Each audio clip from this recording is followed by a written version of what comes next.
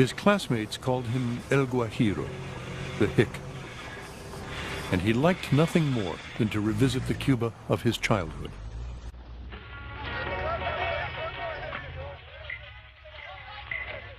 ¿Quién es el isleño aquí? ¿Usted es el isleño? Pero que nosotros somos isleños, ¿no? En el otro segundo de vigilita en día.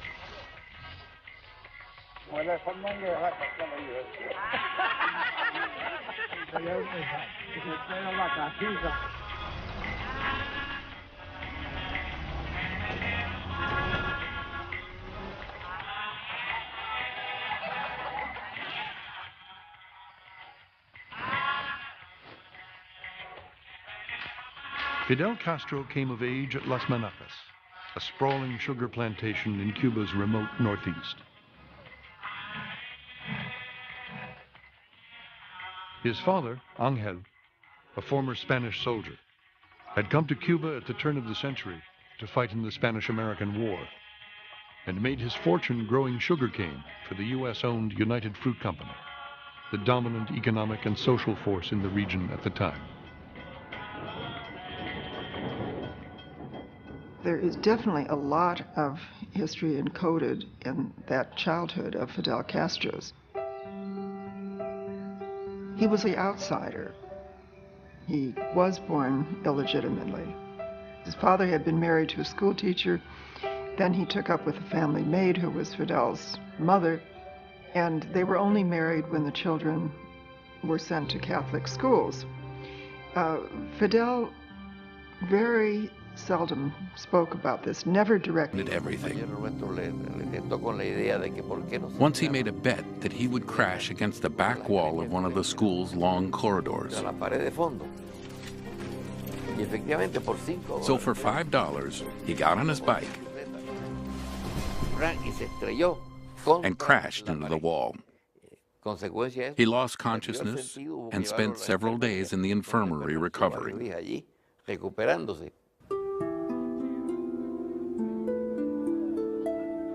It was at Belén, under the guidance of Spanish Jesuit priests, that the young Castro began to form his worldview. Los jesuitas que Fidel conoce en La Habana. The Jesuits Fidel encountered in Havana in the 1940s came out of the experience of the Spanish Civil War. From the nationalist faction, the faction close to fascism. And they were steeped in the idea of the superiority of the Hispanic Catholic world over the materialistic, corrupt Anglo-Saxon world. Fidel impressed his teachers with his athletic abilities, photographic memory, and enormous tenacity. They singled him out as someone who would, no doubt, fill the book of his life with brilliant pages. When he entered the University of Havana in 1945, he set out to fulfill that promise. One night we were studying, and we decided to take a break, and went to have a café con leche at a nearby cafe. And we started talking about the future. And I said, I'd like to travel and have a lot of friends, which was the truth. And another guy said, I want to be a poet. Another wanted to be a lawyer. Then I turned to Fidel and said, Guajiro, what do you want? And he said, I want glory and fame.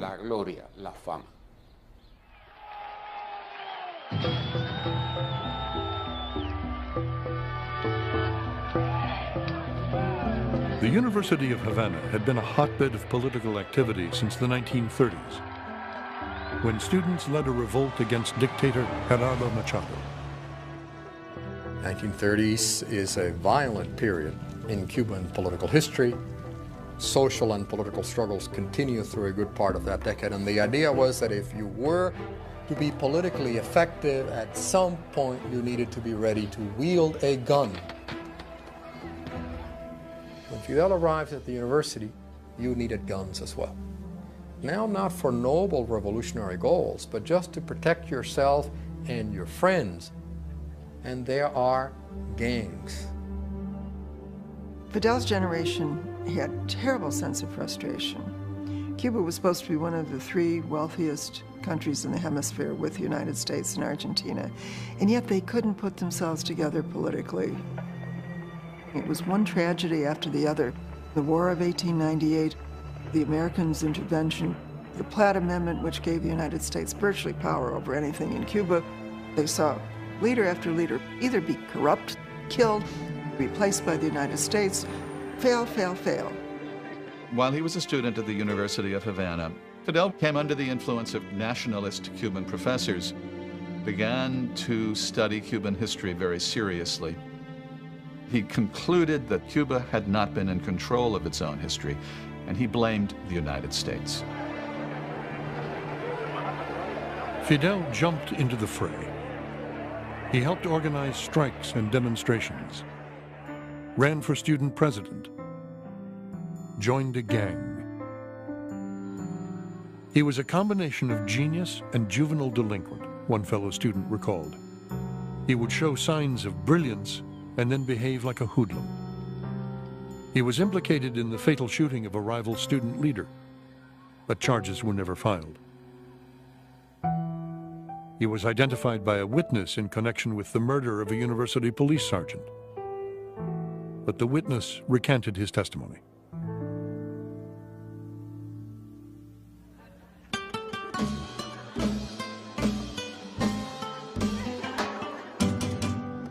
Mirta Diaz-Balart was 19 years old when she fell in love with Fidel Castro.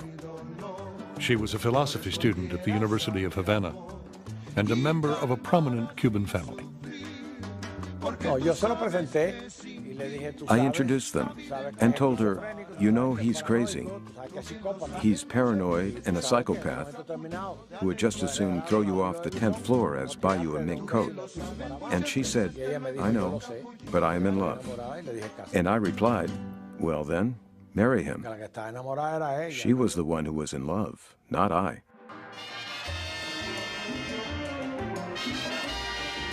They were married on October 12, 1948, and went on an extended honeymoon to New York.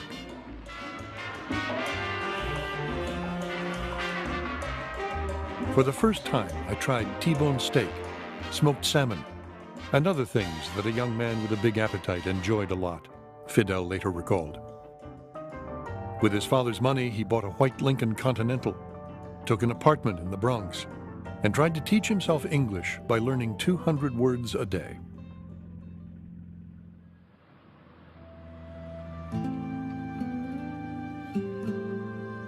Back from their honeymoon, Fidel and Mirta settled in Havana, where he set up a small law practice.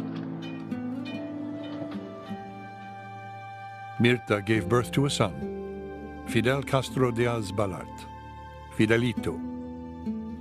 But Castro was seldom home, and there was never enough money. Castro came in one morning, and he didn't realize until later that day that all his furniture in the living room, including Fidelito's playpen, all is gone. Because they've been repossessed, he didn't pay the bills. This is a man who doesn't have a sense of feeling, empathy for the things that ordinary human beings need to live their lives more or less normally. Politics was Fidel's all-consuming passion. As Cubans looked forward to free elections in 1952, the fourth to be held since a new constitution went into effect in 1940, the young lawyer seized the moment. He campaigned for a congressional seat as a member of the Ortodoxo party, calling for responsible government and an end to corruption. As election day approached, Fidel Castro had a real chance for victory. Then, on March 10th, General Fulgencio Batista led a military coup d'etat, shattering Cuban democracy and Fidel's political aspirations. El general Batista, ante los micrófonos de todas las emisoras del país. Silencio. Silencio. Hablo al pueblo de Cuba desde la ciudad militar esta vez, en donde he tenido que regresar Batista da un golpe y lo que hace con esto es Batista's coup opens a Pandora's box. se crea It creates the perfect conditions for the rise of a revolutionary hero. revolucionario. Ya no van a Institutions no longer matter. What matters is audacity, sea más audaz, the individual that is capable of violent actions. Hay un momento. There is a story Fidel tells. En la escalinata de la universidad. He's on the steps of the university, without money, his marriage on the rocks, no work, and he doesn't know what to do. Trabajo sin saber qué hacer. Y es el momento And it is a wonderful moment. That night, when he says, que él dice, I have to deliver a blow, tengo que crear I una have to make a organización revolution. y tengo que hacer una And that's when he decides to attack the Moncada Entonces, se le barracks. ocurre el asalto al cuartel Moncada.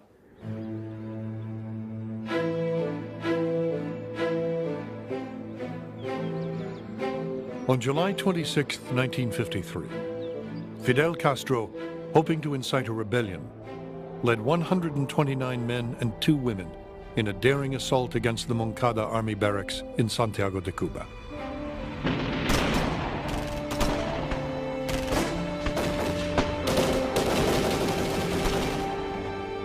Even if it fails, Fidel had said, it would be heroic and have symbolic value.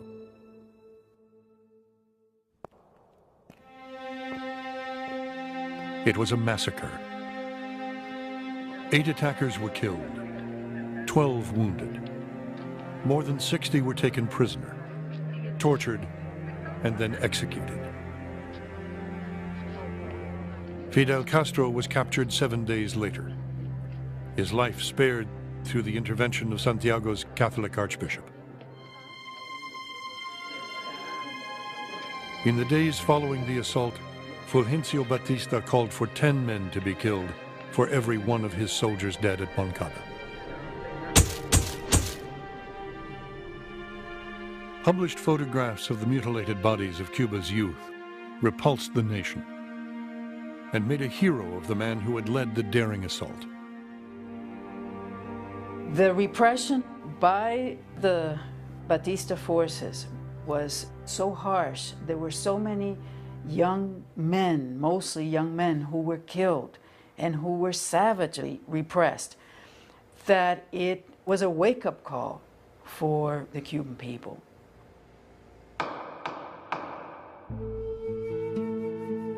At his trial, Fidel Castro held the attention of all Cuba. Arguing in his own defense, the young lawyer spoke the words that would become legend. "Condemn me," he said. "It does not matter. History will absolve me." Fidel and his younger brother Raúl were sentenced to 15 years and sent to the Isle of Pines prison.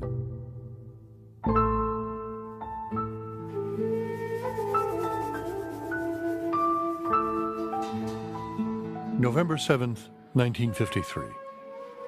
Dear Nati, if you have suffered because of me, remember that I would gladly give my life for your honor and your happiness. Fidel Castro had fallen in love with Natalia Revuelta, the beautiful wife of a prominent Cuban doctor.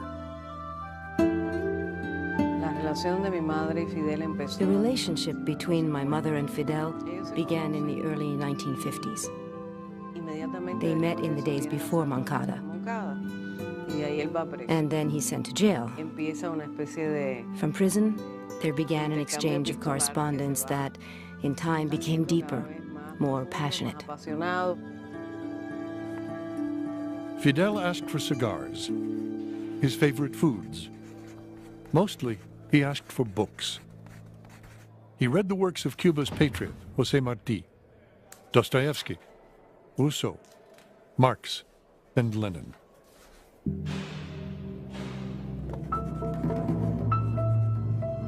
What a terrific school this prison is, he wrote Nati. Here I can shape my view of the world and perfect the meaning of my life. From his prison cell, Castro reworked his defense speech, "History will absolve me," which his wife Mirta smuggled out of prison a few pages at a time. It called for the violent overthrow of the Batista government, democratic elections, and addressed the inequalities of Cuban society. 20,000 copies were clandestinely distributed. It had a profound impact. It touched on many social problems. It spoke of unemployment, of teachers without jobs, of peasants without land, of poverty. History Will Absolve Me had a profound message of social justice. Cuban political culture in the 20th century up until 1959 was a center-left political culture. And the text, History Will Absolve Me, was pretty much a standard fare, economic reform, social reform. He is not on the fringe at all.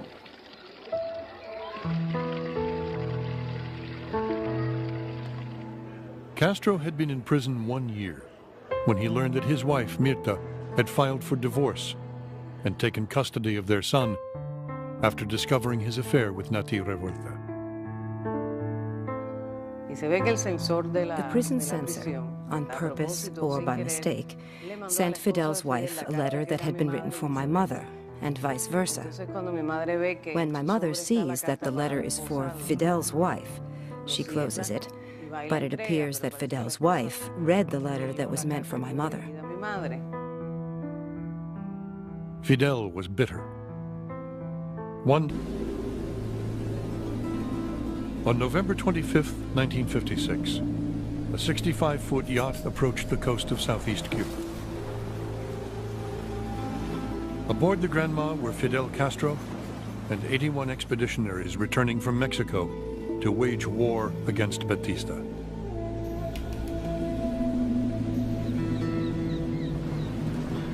But the Granma had been spotted, and by the time Castro's men landed, Batista's army was waiting.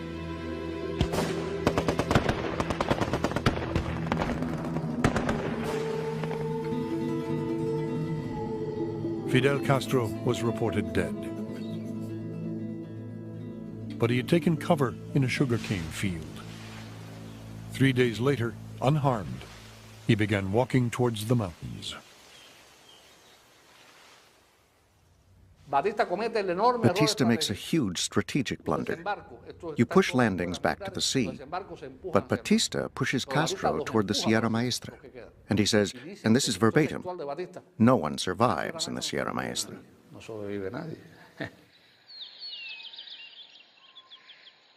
18 men vanished into the forbidding Sierra Maestra mountain range, including Fidel, Raúl, and an Argentinian doctor named Ernesto Guevara, known as Che. 3 months later, the rebels reappeared on the front page of the New York Times. In a series of 3 articles, Herbert Matthews, a seasoned war correspondent, launched the legend of Fidel Castro. Matthews wrote, "Here is quite a man, a powerful 6-footer, olive-skinned with a scraggly beard. He has strong ideas of liberty, democracy, and social justice."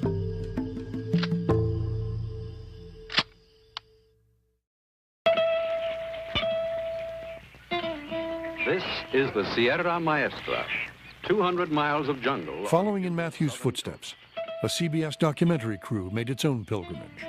These are the jungle fighters, the rebels of Sierra Maestra. This is their story. I am going to tell you what happened. Batista does not want to admit that he is incapable of defeating us.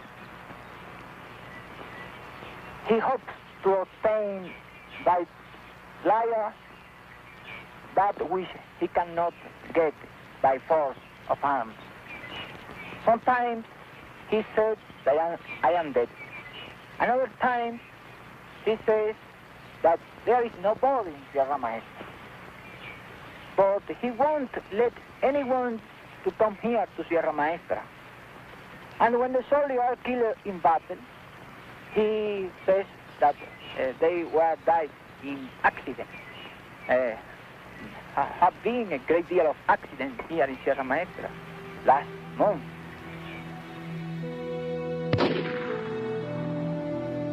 Fidel played up his war for an American television audience. But a much larger war was being waged in Cuba's cities. In Havana, the Student Revolutionary Directorate stormed the presidential palace in March 1957 in a desperate attempt to assassinate Batista. Their leader, José Antonio Echeverría, was gunned down.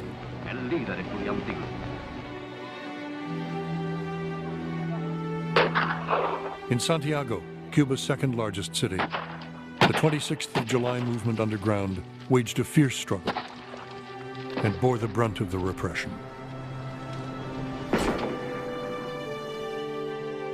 Their leader, Frank Pais, was ambushed in July.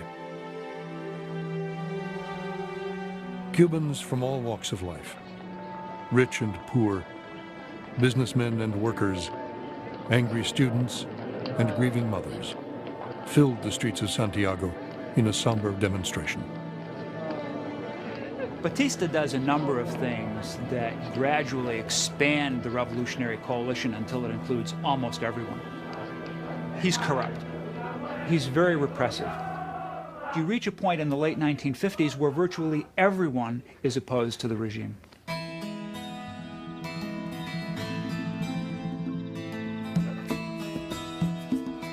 High up in the mountains of the Sierra Maestra, Fidel Castro was fast becoming the symbol of resistance against Batista. It was there, among the peasants, that the romance of Castro's guerrilla war was born. Years later, Celia Sanchez, Fidel's friend and confidant, wistfully recalled, "Those were the best times. We'll never be so happy again. Never."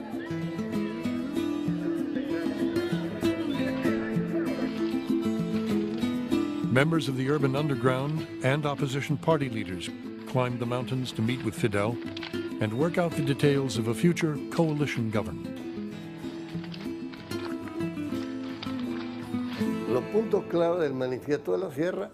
The manifesto of the Sierra Maestra called for a democratic republic, a return to the Constitution of 1940, free elections.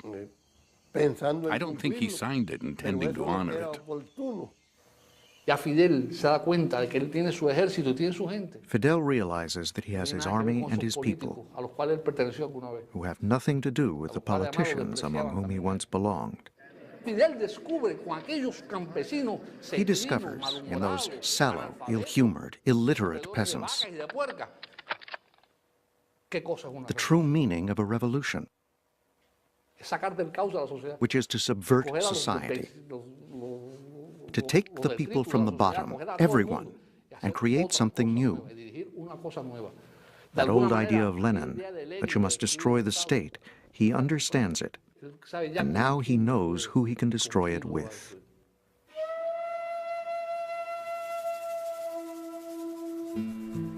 The handful of guerrillas who had survived the disaster of the Granma grew into a rebel army. Fidel commanded with an iron hand. People began to notice that Fidel demanded obedience, that he was not very likely to consult, that he wanted to take decisions on his own and wanted others simply to comply.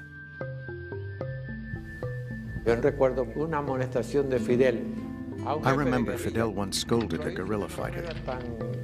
He was so brutal, so obscene, so humiliating. I would stay up in my hammock thinking, what will happen in the future?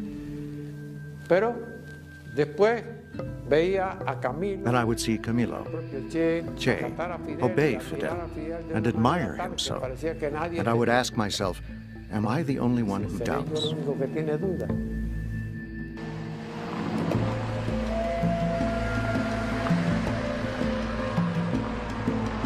In the summer of 1958, Batista decided once and for all to get rid of Fidel Castro, deploying 10,000 soldiers against 300 rebels.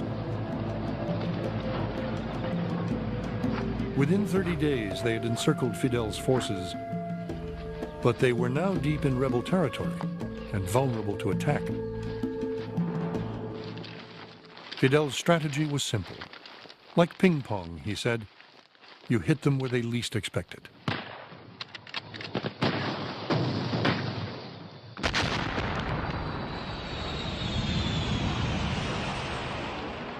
Earlier that spring, the United States, embarrassed by Batista's brutality, had suspended military assistance to his regime. It created the perception that, one, the Cuban army could no longer effectively fight the guerrilla movement up in the hills. And secondly, from a political perspective, it sent a signal that the United States no longer supported Batista. But Castro, who since his days at the university had resented the American presence in Cuba, found the gesture to be meaningless. Once this struggle is finished, I'll begin the real struggle of my life, he wrote Celia in June of 1958. The fight I will wage against the United States. I believe that is my true destiny.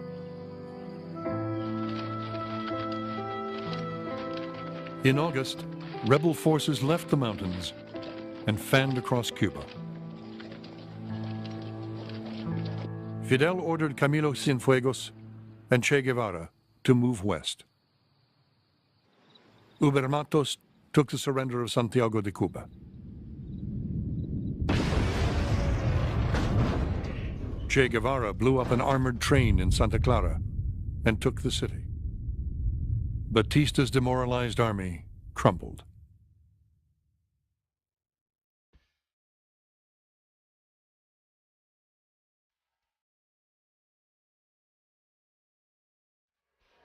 December 31st, 1958. Cubans rang in an uncertain new year.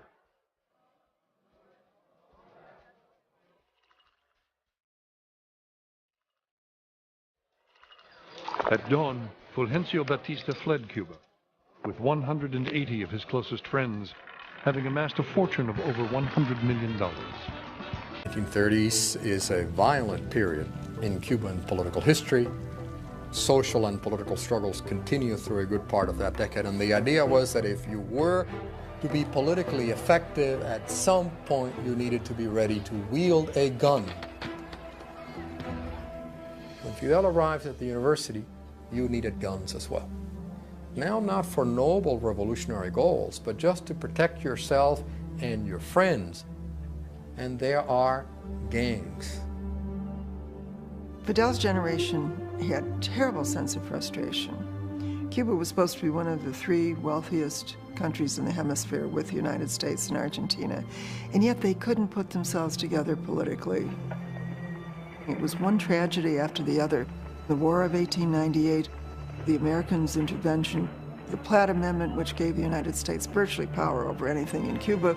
They saw leader after leader either be corrupt, killed, replaced by the United States, fail, fail, fail.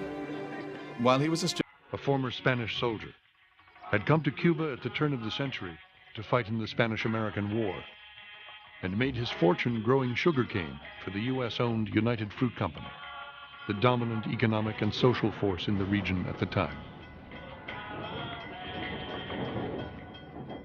There is definitely a lot of history encoded in that childhood of Fidel Castro's. He was the outsider. He was born illegitimately. His father had been married to a school teacher. Then he took up with a family maid who was Fidel's mother, and they were only married when the children were sent to Catholic schools. Fidel very seldom spoke about this, never directly. Did everything. Once he made a bet that he would crash against the back wall of one of the school's long corridors. So for $5, he got on his bike. No doubt, fill the book of his life with brilliant pages. When he entered the University of Havana in 1945, he set out to fulfill that promise. One night we were studying, and we decided to take a break and went to have a café con leche at a nearby cafe. And we started talking about the future. And I said, I'd like to travel and have a lot of friends, which was the truth. And another guy said, I want to be a poet. Another wanted to be a lawyer. Then I turned to Fidel and said, Guajiro, what do you want? And he said, I want glory and fame.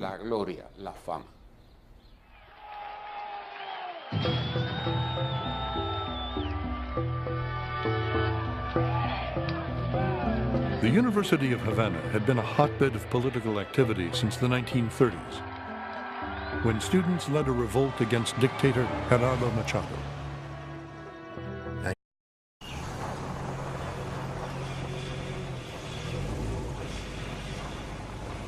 His classmates called him El Guajiro, the hick, and he liked nothing more than to revisit the Cuba of his childhood.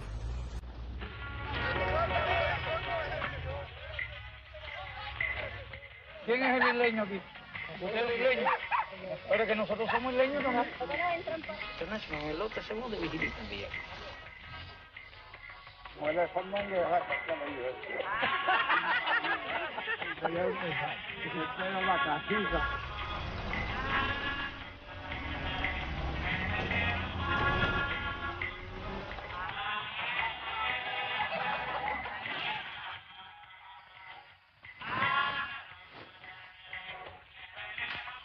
Fidel Castro came of age at Las Manacas, a sprawling sugar plantation in Cuba's remote northeast. His father, Ángel, and crashed into the wall. He lost consciousness and spent several days in the infirmary recovering.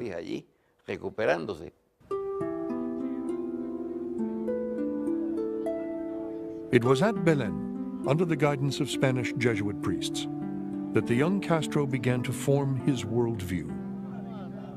Los jesuitas que Fidel conoce en La Habana. The Jesuits Fidel encountered in Havana in the 1940s came out of the experience of the Spanish Civil War.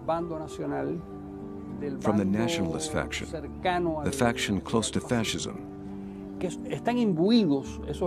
and they were steeped in the idea of the superiority of the Hispanic Catholic world over the materialistic, corrupt Anglo-Saxon world. Fidel impressed his teachers with his athletic abilities, photographic memory, and enormous tenacity. They singled him out as someone who would